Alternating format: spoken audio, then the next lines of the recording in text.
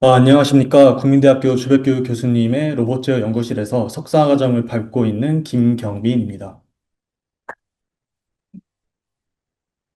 우선 이런 자리에서 발표할 수 있도록 만들어주신 보행주작 연구회에 감사드립니다. 오늘 저는 휴머노이드의 동적 움직임을 위한 발가락 관절 메커니즘 설계라는 주제로 로크포토라는 로봇의 설계와 그 성능 분석에 대해서 발표하고자 합니다. 발표 순서는 다음과 같습니다. 먼저 연구의 배경과 목적을 소개하고 이어서 제안하는 휴머노이드 다리인 로크포토의 상세 설계를 말씀드리도록 하겠습니다. 그 후 이 로봇의 핵심인 발가락 관절의 병렬 전송 메커니즘에 대한 기구학적 분석과 기초 구동 테스트 결과를 공유하고 마지막으로 시뮬레이션을 통해 검증한 점핑 성능 비교 결과를 말씀드리며 발표를 마치겠습니다. 먼저 서론입니다. 최근 유니트리 지원이나 테슬라의 옵티머스와 같은 최신 휴머노이드 로봇들을 살펴보면 대부분 힙 3자유도, 니 1자유도, 앵클 1에서 2 자유도로 표준화된 다리 구성을 따르고 있습니다. 또한 액추에이터를 근입으로 끌어올리는 등 다양한 동력 전달 방식이 연구되고 있지만 공통적인 특징은 다리의 구조가 발목에서 끝나는 플랫풋 형태라는 점입니다.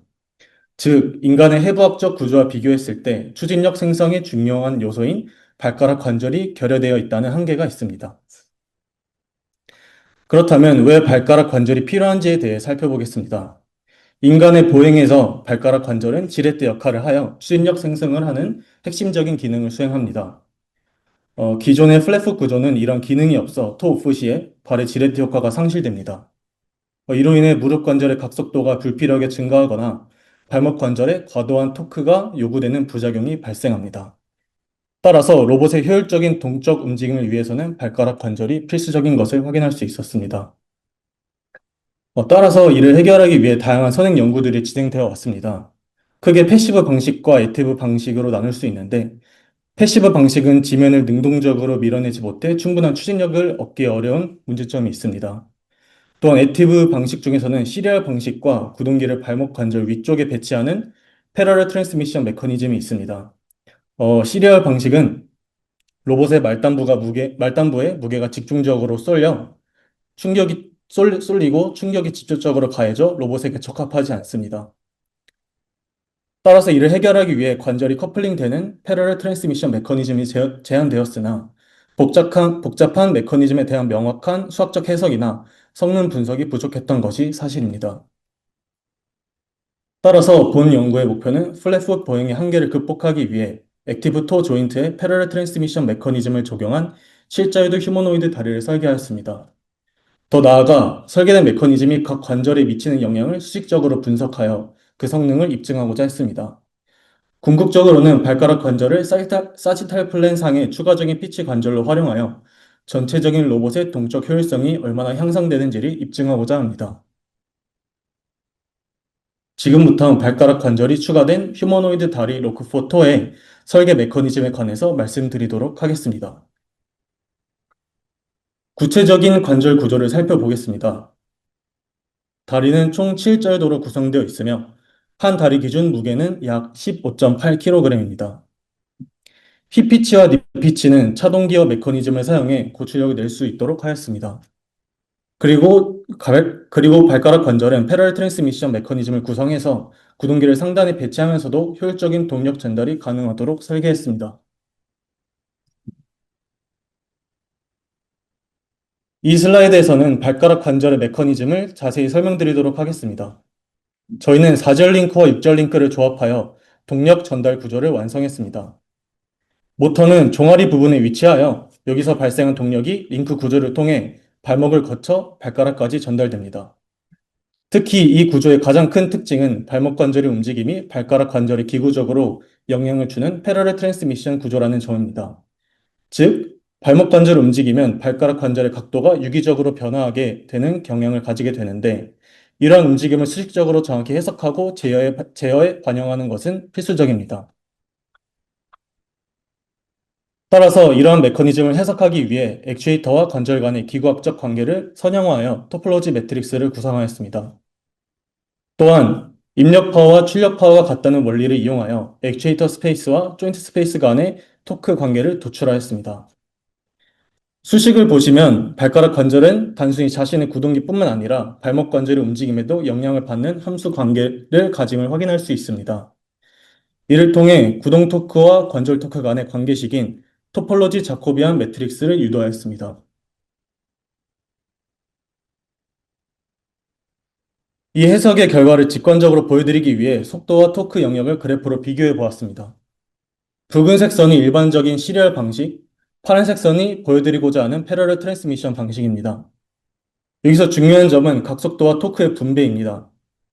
위쪽의 각속도 그래프를 보시면 발가락 관절의 패러럴 방식이 시리얼 방식보다 더 높은 각속도를 낼 수 있는 영역이 존재함을 알 수 있습니다. 이 구간은 토오프 시에 발가락이 지면에 순응하며 발등 쪽으로 굽어지고 발목 관절은 땅을 향해 굽혀지는 움직임이 나타나는 구간입니다.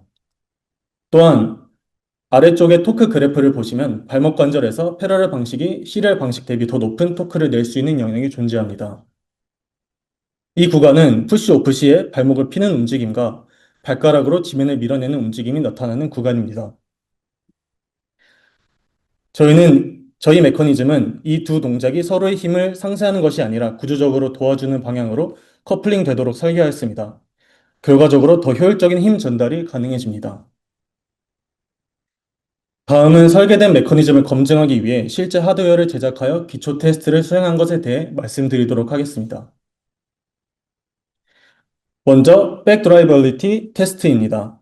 모터의 전원을 끈 상태에서 외부의 힘으로 관절이 부드럽게 움직이는지를 확인했습니다.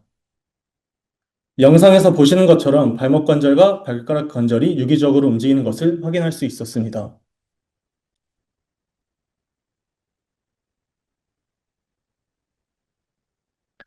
다음으로는 조인트 모션 테스트입니다. 모터를 전원을 인가한 뒤 관절의 위치값을 주었을 때 모델링한 수식을 반영하여 액추에이터들이 움직이는 것을 확인하여 기구학적 설계의 정합성을 검증하였습니다.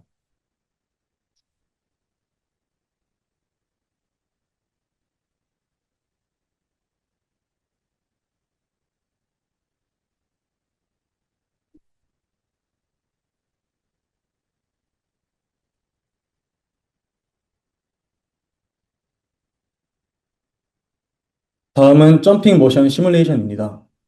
우선 베이스를 Z축으로 프리스메틱하게 고정한 뒤에 발가락 관절이 존재하는 포풋 모델과 발가락을 픽스드한 플랫풋 모델에 동일한 레퍼런스 모션을 입력하고 나오는 액추에이터의 토크를 비교해 보았습니다.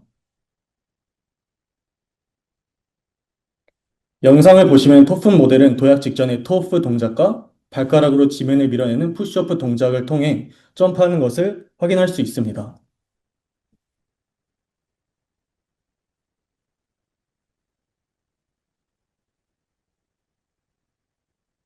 앞서 보여드린 두 그래프에서 앵클 액추에이터의 토크와 베이스 기준의 점프 하잇을 데이터로 뽑아 플랫풋과 토풋의 점프 성능을 직접 비교해 보았습니다. 그래프의 붉은 실선은 토풋이고 파란 실선은 플랫풋입니다. 우선 앵클 액추에이터 토크를 보시면 플랫풋의 경우 최대 34.72Nm가 필요했지만 토풋은 29.92Nm로 토크가 약 14% 감소했습니다. 이는 발가락이 지렛대 역할을 하여 발목의 부하를 덜어주었음을 알 수 있습니다. 둘째는 점프 하잇입니다. 부하가 줄었음에도 불구하고 점프 높이는 플랫풋 대비 토풋이 약 35%더 높게 측정되었습니다. 즉, 발가락 관절을 사용함으로써 더 적은 힘으로 더 높이 뛸 수 있는 효율적인 동적 움직임이 가능한 것을 확인하였습니다. 마지막으로 본 연구의 결론과 향후 계획을 말씀드리겠습니다. 먼저 결론입니다. 본 연구에서는 패러럴 트랜스미션 메커니즘을 적용한 액티브 토 조인트를 설계하고 이를 수학적으로 모델링하였습니다. 그리고 시뮬레이션을 통해 검증한 결과 제한하는 메커니즘이 기존 플랫풋 방식 대비 발목 토크를 효과적으로 감소시키고 도약 높이와 같은 로코모션 성능을 크게 향상시킬 수 있음을 확인했습니다. 다음은 향후 계획입니다. 발가락 관절이 추가되면서 다리 모듈은 총 7자유도를 갖는 여유자유도 시스템이 되었습니다. 이에 따라 시스템에 남는 자유도를 효과적으로 다루기 위한 연공간 제어가 필수적입니다. 저희는 이 연공간의 최적화 문제를 모방학습 및 강학습을 적용하여 해결하는 연구를 진행할 계획입니다. 이상 발표를 마치도록 하겠습니다. 감사합니다.